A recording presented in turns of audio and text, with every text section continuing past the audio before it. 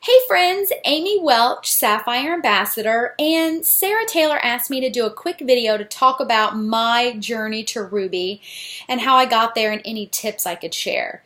You know, my journey is a little bit different than many that you will hear because mine happened very, very quickly. I joined at the end of February for the wholesale products, and in just 4 months I had ranked to Ruby. I fast started gold in 2 weeks, and then I had 2 fast starts right after that on my team. And so a lot of people look at my journey and they think I was lucky, or that my network was ready for it, or that I'm just a good salesperson. And 2 things I want to tell you is, 1, luck had nothing to do with it. I am not a salesperson at all. I had no experience in network marketing. In fact, I hate sales. But 2, anybody's journey can be that fast. Anybody can do this. Here is the difference, I think, and here's what it takes. I was dedicated. A lot of people didn't see all the stuff I was doing behind the scenes. I was dedicated. I had a vision, and I had this crazy drive and belief that was unshakable. You know, I drew my line in the sand pretty early on. Sarah Taylor drugged me to an opportunity meeting, and I mean, she literally drugged me there.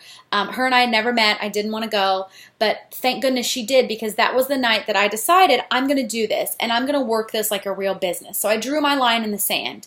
I remember I came home and I told my husband, I said, okay, you know what? I am going to do this, and I'm going to treat it like a real business. I'm not going to treat it like a hobby that I do sometimes. I'm going to work it every single day. I also decided then that, Facebook, of course, was going to be my medium. However, to do that, I had to be okay with people thinking I was crazy. So I made that decision pretty early on, that I didn't care what people thought of me. You know, I came from a corporate background. All of our friends are professionals. Steve's a geologist, so we have a lot of people who are, they have PhDs and they're scientists. And so for somebody in their group of friends to be a network marketer, I knew that they would think I was crazy. And I had to be okay with that. And so that helped me early on, because in my first postings and sharing about Plexus, I wasn't timid or meek. I owned it. That doesn't mean I didn't have butterflies in my stomach. That doesn't mean anytime somebody commented something negative, I didn't want to go throw up. But I put on this front that I was owning it. And that helped me a lot in the beginning. The other thing, sometimes people forget, because maybe you didn't know me back then, or you don't realize that I worked full-time over 40 hours a week. I had a 1-hour commute on each end, and I had a baby at home. So I did not have time for Plexus at all. I literally worked it in the nooks and crannies of my life. But here's the difference. I found those nooks and crannies. I made nooks and crannies where there weren't any. So for months, I didn't quit my job until I hit Senior Ruby. So for months, I was working Plexus on my lunch hour. I would listen to videos any chance I got. I would get up an hour before the family would wake up, or I'd stay up an hour later. I would also get up early on Saturday mornings, and I would sneak out to Starbucks with my laptop and catch up on a lot of follow-ups and messaging with potentials. The other thing I did is I made sacrifices. And that is something that a lot of people aren't willing to do, and that's fine. You don't have to. But if you want a fast journey, it's going to take some sacrifice. And to me, those sacrifices that I made were worth it for the end result. Mine happened to be bath time with Adelaide. And I know some people might think, oh my gosh, you're a terrible mom, you skip bath time.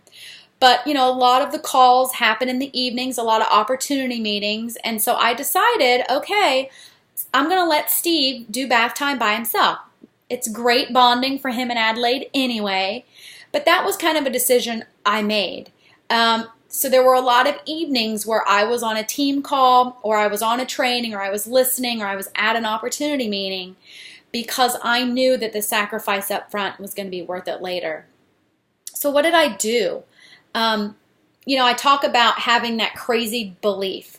I had unshakable belief. There wasn't anything anyone could say to me that would make me for 1 second doubt my decision to be a Plexus ambassador and doubt these products. But I didn't just wake up one day and have that belief.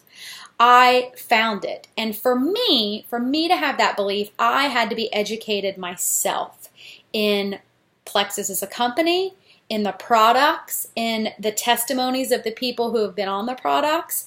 And so I read all kinds of posts on the team page. I can remember back then it was just the Dream Team page, and I would scroll and I would read. Anytime somebody had a troubleshooting question, I would read it. I'd read all the answers. That's how I learned. I listened to product calls. We didn't have a lot of videos when I started. It was a lot of phone calls. I would listen to calls on the way to work. I'd listen to calls on my lunch hour. I'd listen to product trainings. The other thing that I did very early on is I'm coachable. I had no clue what I was doing. So, here I am. I've drawn my line in the sand. I decided I'm all in. I'm going to work this like a real business, but I'm clueless. So what did I do? I listened to my upline, Sarah Taylor. She was senior Ruby at the time, so I'm like, well, she knows what she's doing, obviously. She's been there. And I did everything she told me to do. She told me to post, I did it. She told me not to say certain things in my posts, I didn't. She told me not to be salesy, I wasn't. She told me to follow up with somebody, and this is what you say. She told me to add them to a three-way with her, so I did. I did everything that she told me to do because I knew that she was leading me in the direction of success. I knew she wanted this as badly for me as I wanted it for myself, and she was helping me get there. I fast started gold, and I think I did that because every single potential I had, I put them in a three-way message with Sarah. I just trusted her. I didn't really still know her. We'd only met once. But I knew if she said that was something that could help, that's what I did. And it is. That's how I learned how to answer people's questions. That's how I learned how to make product recommendations. And that's how I learned how to overcome objections for price and certain things. And, is it a scam? Is it going to work? I learned all of that by watching Sarah Taylor answer those questions in three-way chats. I had doubt. I certainly had self-doubt. But I pushed through it, and I didn't let it show. Whenever I had that doubt, I would learn more to overcome that doubt. I had insecurities. This was so new to me, network marketing, especially since I was like anti-network marketing. This was new to me, but I learned through my insecurities. Just when I, felt insecure because I didn't know something, I'd go figure it out. I'd go change what I was doing. If I didn't get a good response on a post, I would change how I was posting. And I was like a sponge. I was constantly looking for more stuff to learn. I learned through my back office.